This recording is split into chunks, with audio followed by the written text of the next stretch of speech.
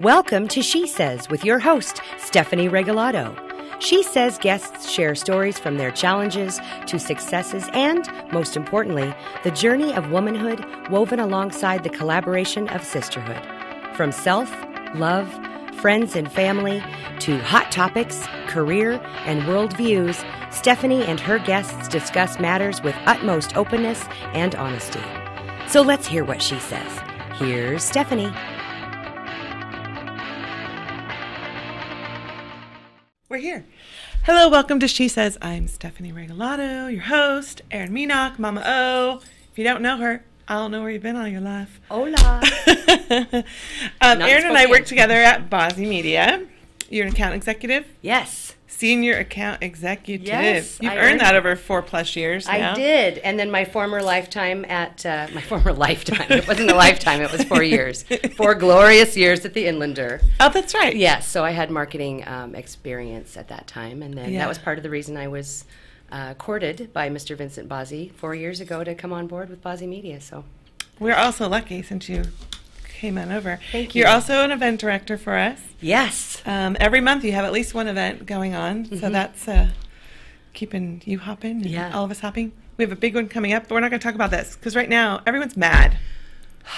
Can we just, I think we need to take a moment and maybe just acknowledge that there's just so much vitriol and anger and everything. Everyone's mad. It doesn't matter who you are or what you believe in everything. Everyone's angry. Upheaval, and it's really hard to push through that sometimes. And so I think that we can kind of all take a moment to understand that we're unified in anger. Yeah. No matter your thoughts around the things that are happening in government and the whole Kavanaugh dealio.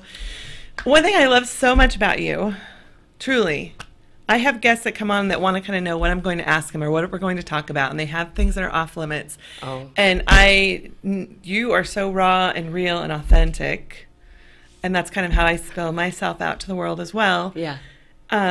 Just coming off of the National Women's Business Conference, sponsored by NABO, and Liz Gilbert, Eat, Pray, Love, Committed, Big Magic, and another couple others that I don't have on the top of my head. She was the keynoter Monday morning right here in Spokane. That's amazing. It was so cool. And spoke at Spark as well.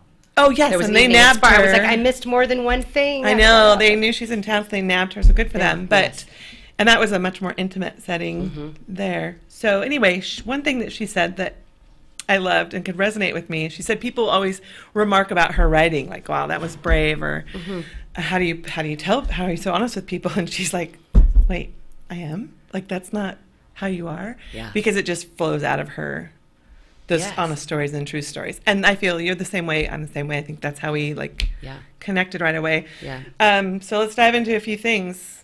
One thing that's really affected your life profoundly has been mental health issues and suicide. Yes, ma'am. And this month is September. We're still in it. Barely in it. What day is it, everybody? The 28th. We're holding on to it. Yeah. Was Suicide Awareness Month. Yes. But every single day people are becoming more and more open about breaking through that silence and breaking through the darkness. Yeah. Out of the darkness. Suicide Awareness and Prevention Walk was last Saturday. Okay. And it's it's been sort of a dirty little subject for years. People don't want to talk about it. They don't like to report, and I understand why they don't like to report suicides in the news. Yeah. But then there's other horrific things that are blatantly blared constantly in our face. So these things, I feel like, to be healed, need to be brought out and discussed so that we can heal it. Marianne Williamson once talked about when a child has a boo-boo, what do? You don't cuss at it and, try and get it to go into, some kind of weird existence. You kiss it and bless it and show it some love so that it can heal and we can move on. And talking about it and breaking kind of all that silence around it isn't about talking about other people. It's about talking about your own life and your own experiences. And you've just recently shared about experiences with your daughter, Charlotte. And I think we can probably talk about it a little bit since you've been open about it. It was put out on social media, and even though I will recognize anniversaries because we have had a lot of loss in our life, very personal things I don't typically share. because of the vulnerability, and it's scary, and you don't want to. I know a lot of people are fighting a hard battle, and not to compare myself to others, but there's some things you just keep private kind of thing, and she and I talked about it and decided, why this isn't going to help us. It's nothing to be ashamed of, and we're not alone. So many people are struggling right now, and I don't even know that it's mental illness per se, because there's people that have anxiety that maybe haven't been diagnosed with anything, but they're struggling with stress. I haven't been diagnosed with anything, but I have stress pretty much on a daily basis, and it's how we move through it with grace. If we can be there for each other, reach out for support, whether that's therapy or support groups or working out regularly, doing yoga, all of these things that I'm trying to do, because otherwise I wouldn't be functioning as well as I am. But she's a teenager, and I can't imagine being a teen right now on the planet, and you've got teenagers too, and I don't know how you're doing it with multiples, but she's very strong and healthy, and we're moving into it with honesty and awareness and open conversation, and it's been huge, and the outpouring of support has been amazing. Thank you, everyone who's reached out. And the thing is, really so I had kidney stones one night, late at night. I drove myself to the hospital. I told my kids, so they knew where I was. Drove myself to the hospital, stayed the entire night. They didn't admit me, but they kept me in the night, put IV in, etc. Waited for the horror of it all to go. And the next day, I was left the hospital around 9 a.m. And I was like, oh, yes, new lease on life. You feel totally chopped up. And then I shared with a couple of friends, and they were so upset that they had no idea, because they would have wanted to be there for me. They would have wanted to help me. And so many of us, this has been one of my afflictions, you try to power through it all by yourself. You don't want to put anyone out. Or you don't want to feel like, and sometimes in my case, I need to entertain someone when I'm in a precarious situation, and I can hardly manage this, so I can't manage you too, and you never know, 'cause sometimes someone comes along. Sometimes it takes more energy. I get that, totally. Yes, but the whole story to say that people want to be relied on. When you and I were texting that day, you were in the hospital with Charlotte. As soon as I connected the dots and you shared where you were, I was like, what can I do? What can I bring you? Please let me serve you. Let me do something. Thank you for being there too. I mean, I can't thank you enough, and you're so sweet. You've been such a trusted and wonderful, supportive friend, and it means the world. I feel like that we think that it's a show of weakness. At least previously, some of us have thought, oh, it's a show of weakness if I do that. And actually, it's a terrific show of courage and strength when you can lay yourself naked, as it were, and be like, this is what's happening right now. And, I would appreciate, because I did kind of say, hey, we really can't get through this without the support of our community. Both of us, because I need people to rely on as well, because, it's hard. It's hard on our hearts. So anyway. We're all healing. We are all healing, right, on some form or another. Well, it was such a beautiful brave, and some people may say it's brave, and I don't know if bravery necessarily is it. It's absolutely, it's a needed step in bringing people together and kind of breaking down those walls, the shame walls. That so many things are domestic violence, suicide, mental health. There's so many things, rape. There's so many things that are sexual assault that people have not talked about, and they don't put it up. Because, you feel like you have some responsibility within certain things, and that makes you look weak or less than.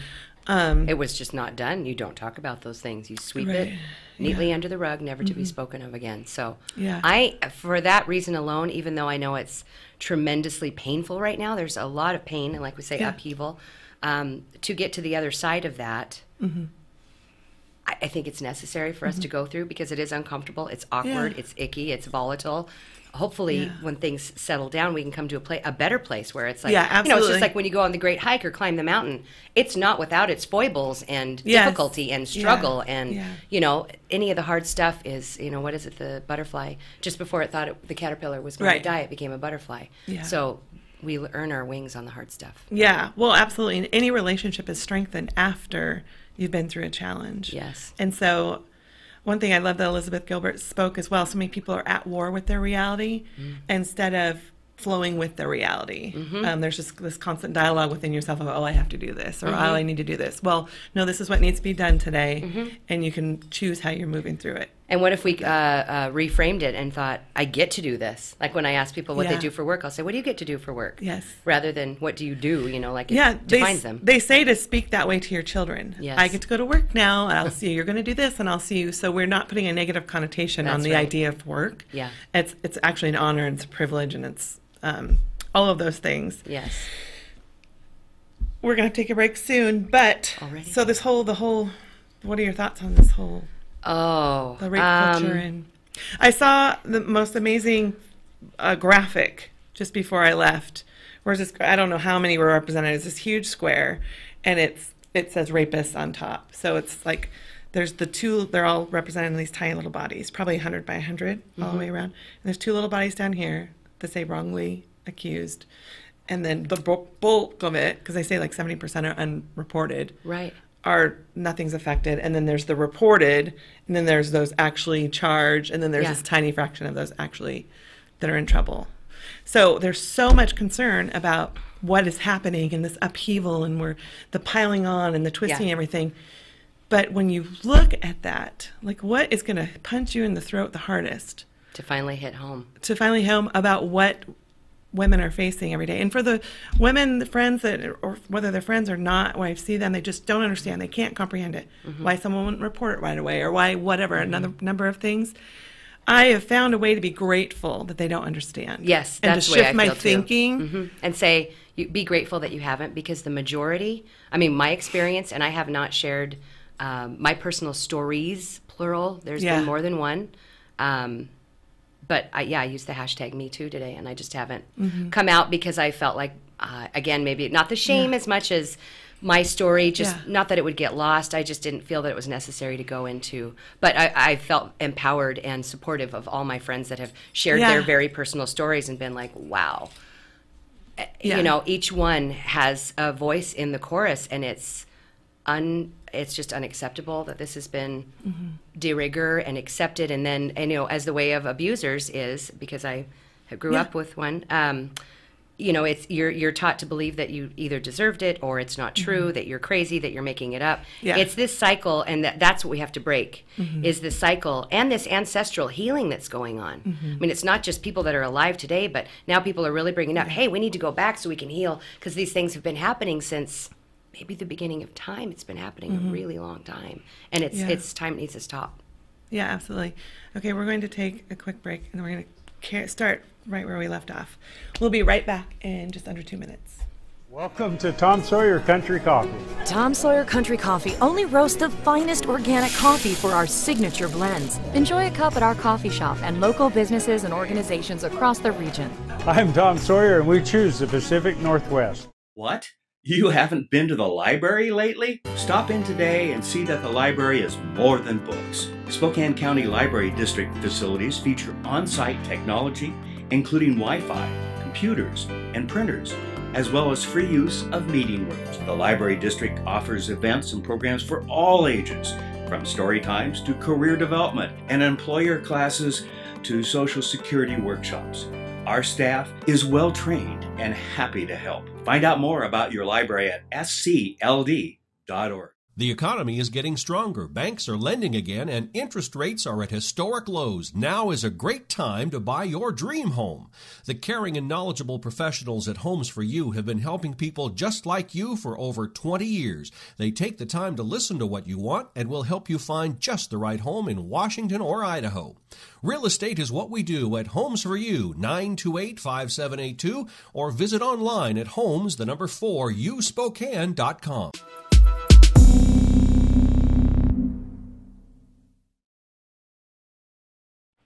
Welcome back to She Says. I'm Stephanie Regalado, your host, Erin Meenach, my colleague, partner, and sidekick. Yes, you always help me know when we're in retrograde, Mercury. Yeah. And shall we talk about this summer? It wasn't just Mercury, folks. We're talking like, was it happening. 7 planets, maybe 6 planets went retrograde.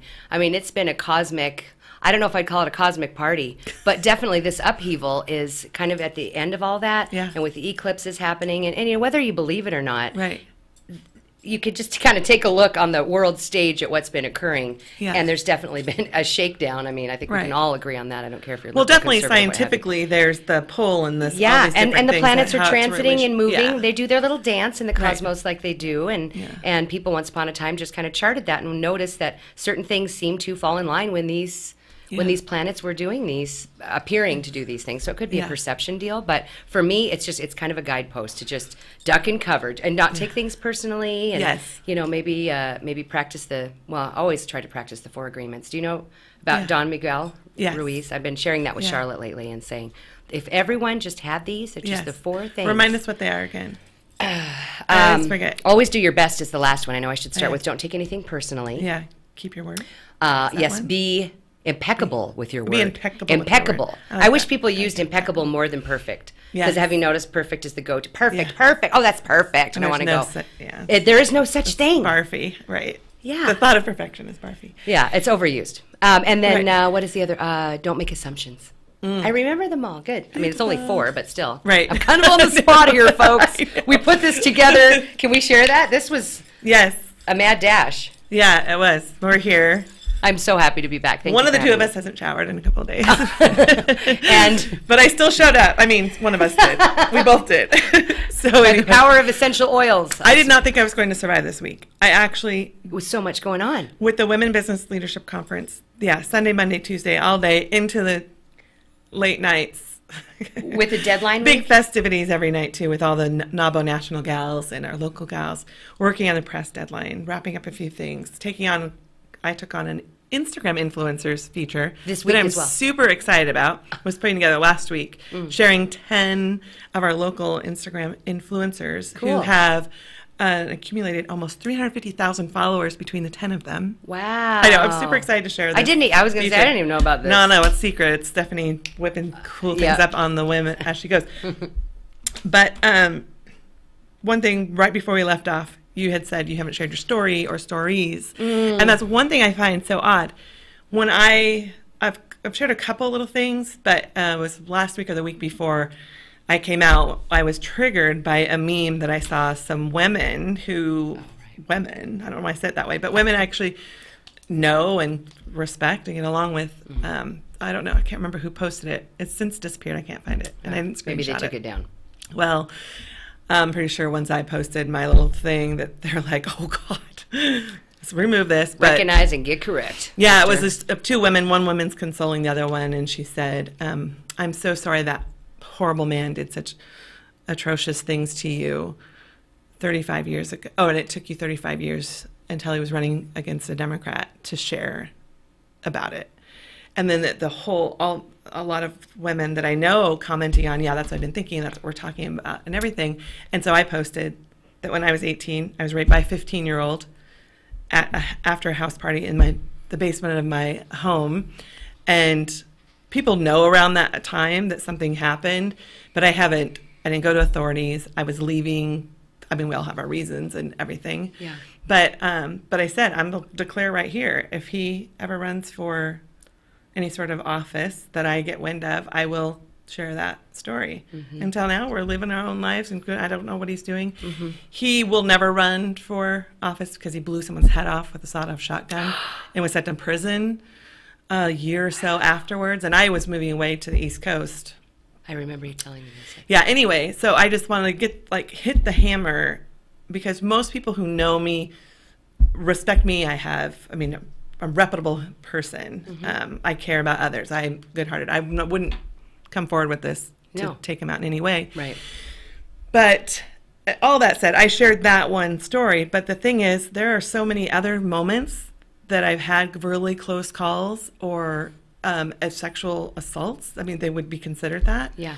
And it's embarrassing, honestly, that I let myself be in that position. Yeah. That I trusted others. However, I felt that way until on that post that I did a week or so ago, one of my high school classmates, Chad Hausberg, commented about my strength in sharing that story, he really wishes he knew who it was, etc. And I reflected back to my high school days. We grew up as a small community, Colfax. Oh, that's right. All of those guys were wholesome guys. And that's what I realized. I got spoiled by not thinking that they were predators. Right. I got spoiled by letting there were times after my senior year and after sports, I was very into sports, so I did not party or drink. But after the spring of my senior year, when all the sports were over, there were a couple times where my friends and I met up with a bunch of people and partied. Yeah. And there's inevitably, you get a little if you're doing that in the first place, you may drink too much. But we were never worried about it, and we all took care of one another. Felt safe. And those guys are the standard of men, and I think the majority, absolutely, without a doubt, majority of men in our country, in our nation. And so it hit home, like, you know, I don't have to take it all on like I have for so many years. No. And then there's and then there's this notion that there's a lack of purity for those women who have been assaulted, and there's a certain like purity for those who were not. Redemption. Well, the purity, it's like purity in a negative way, that the women who have not been sexually assaulted feel as though there's some sort of purity to them, that they have never been in that position. Above they reproach. haven't experienced. Yes. And that's just not, and that keeps us all silent as well. That's right. Because that's a big thing with women. You don't want to. It wouldn't happen to me. It can't happen to me. Well, and you don't even want to talk about having sexual partners, multiple or whatever. You want to be, it's been driven in our heads that women are to be pure and everything, and the whole world doesn't know how to handle. Prim and proper. And yes. Non-sexual beings. Ladylike. Let's just strike that word. We're starting over, folks. Okay. Yes.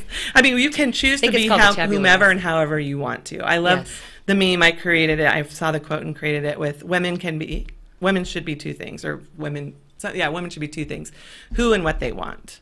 And I just love that idea. Absolutely. That you empower it. You don't judge one another. I always talk about we're all dancing along that human spectrum of possibility at different places, but it's the same line. And we need to be able to do it in a safe world. Yeah, and not just because someone else is in a different space than you are, whether you are letting that oppress you in some way, or whether you are using it to make yourself feel bigger and mightier than someone else. I just want people to really take that in. I actually wrote about that in this editor letter that's coming out. That we just went to press this in the next one magazine. Yeah, can I just say, speaking to Chad reaching out, I am, and if we wanted to speak about some positivity happening, the men that are coming forward and saying, I stand by women. I believe her. I believe these women when they share their stories, and we're not going to allow it anymore. And women, this needs to end. And they need to be heard. And the outpouring of men, at least I know in my friend group, and that what I'm seeing, I know a lot of people are writing. I'm seeing so much negativity on Facebook. I don't know that I'm insulated from it, but on my friends list, I know everyone personally, even if it was someone that I met on a convention once upon a time and they live in another city, but I know everybody. And so they've been vetted to some degree, definitely. And we're all fairly much in line with thinking. That's not to say I'm not friends with people who don't believe differently. But morally and standing in the light, we need to stand together. And the BS needs to end. Yeah, absolutely. So as you said, like uplifting on a positive note, there is this rising up of not just women rising up together, although that is an incredibly beautiful thing. And women are the caretakers in our world. Yes. They really do have the hearts and the consideration and the concern. I'm not saying men don't as well. I am a woman. I can only speak as a woman. Right. And I love that. And I love that the betterment of women is a betterment for everybody. That's right.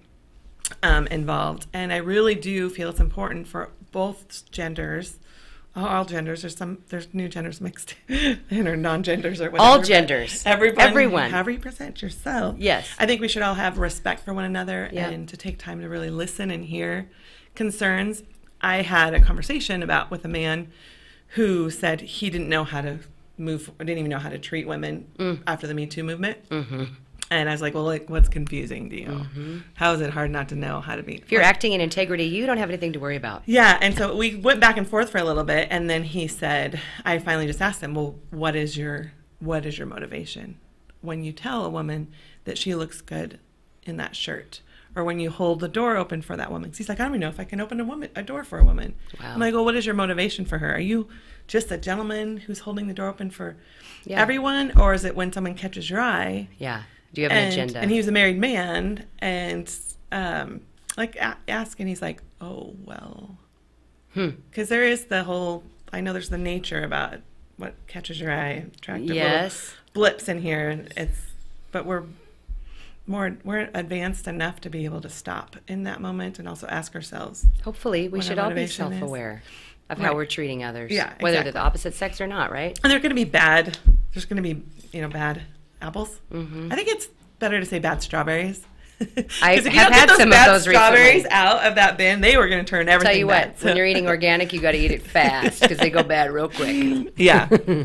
I don't know where I was going off on that tangent. Aside from, really, I have to just pull myself away and start focusing on the positive things. That's right.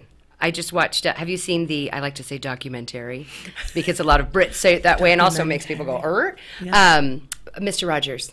No. It's a Beautiful Day in the Neighborhood. I believe I finally watched it this last week. I knew it was going to be, for those of us who, even my daughter's generation wasn't exposed to it as much. Right. But it was his mother that told him, because in it, there's many interviews with Fred Rogers, who, man, I just hold him in such high esteem, and can't believe he's been gone since 2003. His mother reminded him, when there's a tragedy, when there's an emergency, always look for the helpers. Oh, yeah. Always look for the helpers, beautiful. the earthbound angels, because they are there and they are amongst us, and they are the majority. They really are. Yeah. I think that people are inherently good, and that through some forms of media, the stuff has been tainted. I mean, somebody, Icky, peed in the pool once and then has continued to. Yeah. So we just have to clean it out, start over, and, move forward self-aware. This is my opinion, obviously, but if people were more self-aware and were kind, just be kind to one another. Is that really that hard? I don't think that it is, because that's my, kindness is my religion, which was a Dalai Lama quote, too. I'm all full of quotes. I'm all quotey over here. I love my quotes. I love last night, I was involved, last night at some point. I did not have time for this. But I made one comment, and then I got a little embroiled in reading comments. And I was tagged in something, so I read it, and it was a man saying that he had been wrongly accused, and just kind of sharing his experience. And, I just decided to stop myself in my tracks right there. Because I think it's more important for us to listen than it is for us to speak. Yeah. Even if we have a story to share, et cetera, sometimes when we're in this space, no one's going to move anywhere if we're all just shouting at each other and throwing our words and stories at one another. But to listen, and I just said, I'm really sorry to hear that, and I can't imagine what that was like for you. No. I was just like, put the hold on it. We have real humans with real emotions here, and let's just take them all in. And everyone has a story. Yeah, everyone absolutely does. So this issue coming out, it's our second Best of the City part. It's part 2. We broke it in half this year, which was goofy, and we're not going to do that again. Maybe, who knows? But maybe we'll break it into 3. I'm not giving you any ideas. Or sprinkle it every month along. Not giving Boz any ideas. It's very nice. We're going to sprinkle it all along. But this one's fun. It's people, it's dining, it's drinking, it's events, a lot of fun things. And it's culminating with our Best of the City event on October 20th. Best of the City. It's on a Saturday. It's the one event that we have that is actually not during the week, which is nice because people can get extra dolled up. It is a red carpet event. Second year, we will be at the Montvale Event Center. And our theme this year is Nights on Broadway, which lends itself to the red carpet, because we always love having the red carpet with paparazzi. There's the step and repeat right when you walk in, which is what they call that. A lot of people go, is that what they call it? Yes. It's with the very cool backdrop and a camera photographer set up to take pictures, and we're taking over 2 floors of the Montvale Event Center. Main floor will be the Crystal Ballroom with headliner Atari Ferrari. DJ Unifest will be playing music all night with food and drink samples. And on the second floor, and we'd have two full cash bars, working on maybe even a third, just because we had tremendous turnout last year, and we're looking forward to that again. I don't like a line at the bar. No lines at the bar. In fact, past drinks, if we can get away with it. I don't know. I'm working on it. We'll figure things out. But we'll have photo booth, upstairs ballroom as well with entertainment. I'm calling it the Cabaret Ballroom. Jace Fogelman will be performing. Northwest Opera will be a special guest, as will Gigi Spot. We'll be doing a couple of, she's Spokane's premier bombshell burlesque queen. And so she'll be performing a couple of routines, and tarot card reader will be there, and photo booth upstairs. There are VIP tickets available. There'll be a champagne reception the first hour from 6 to 7, and then doors open for general admission from 7 to 11 p.m. Tickets are online at bozzytickets.com. The thing I love so much is transitioning this, because we always need to come back up and stand back up after we feel like we've been slayed and chopped up, and we're all feeling that way today, no matter, like we said, no matter how we feel about anything that's going on right now. It is. But we're celebrating a lot of the best things that are in our city. That's right. It's voted on by our readers, so it's our readers' perception. Yes. It's all about perception. And it's a true readers' poll. This one really is a true readers' poll. Yeah. And we have we are so great we're so lucky to live in the city. Absolutely. And Brian Newberry writes a column for us, is always talking about the Renaissance, that we're in this Renaissance period, and each of his columns talks about a moment of, or shining light on how he's kind of proving what's a Renaissance about our moment. Oh. But it really is amazing, and I just challenge anyone to get involved with your community, go to an event, read the magazine, check out lots of cool restaurants and humans. So much going on in Spokane right now. Yeah. The thing in Kendall Yards. This weekend, there's going to be a camp out with music, fireworks tomorrow night. What is it? No, Raven. Yes, the Raven River Gorge. Literally, you can camp. You have to pay to camp. Some of the restaurants are doing pre-free dinners. I know there'll be a brunch at Park Lodge because I went by and saw Phil today. Over there, he said we're doing eggs and mimosa by donation. I don't know the menu at Yards Brunch and Wandering Table, but several of the restaurants are participating as well, and I think there's going to be food trucks. And music, and it's a festival. And it's also honoring, and going back to that healing, honoring the folks that were originally here when the land was taken from the native Spokane tribe. So a lot of, and honoring Jim Boyd. It's like a gigantic weekend memorial to Jim Boyd. So yeah, it's incredible. There are just so many amazing things going on, and so many ways that we can plug in. And the thing is, sometimes whenever I look at some magazines and it's like, kind of like lifestyle publication or aspirational publication, sometimes I feel like in the past I felt like maybe I'm not there, I'm not part of that. No one in any part of anything in the magazine, out and about in the events, in our community, has any more magic than anyone else. Certain people are pushing through some barriers more, and that's really the difference. So I really... It's another thing I talked about in my editor letter this time. I say that because I used the proof as we were running out to do this. I'm like, and I'll take a piece of paper to write notes. Super important piece of paper to have there, too. I know. I love that while we've been wrapping this up, the bells in the background of the cathedral. Oh, I hear, yes. Which just feels really great because the sun's shining in Spokane. It's beautiful. There's so much great stuff happening. We're so blessed where we live, and tragedy aside, because there's been some tragedies and personal tragedies recently of really friends and sudden losses, and just to be there for each other, that's what it comes down to. Yeah, is absolutely. Each day that we have with each other, right? Yeah, feed yourself well, feed your mind well, and your heart and your soul. Stay Come positive. together, do amazing things, do good for us, for you, for everyone. Thanks for tuning in. Thank you. All right. She Says is produced in Spokane, Washington by SpokaneTalksOnline.com, which is solely responsible for its content.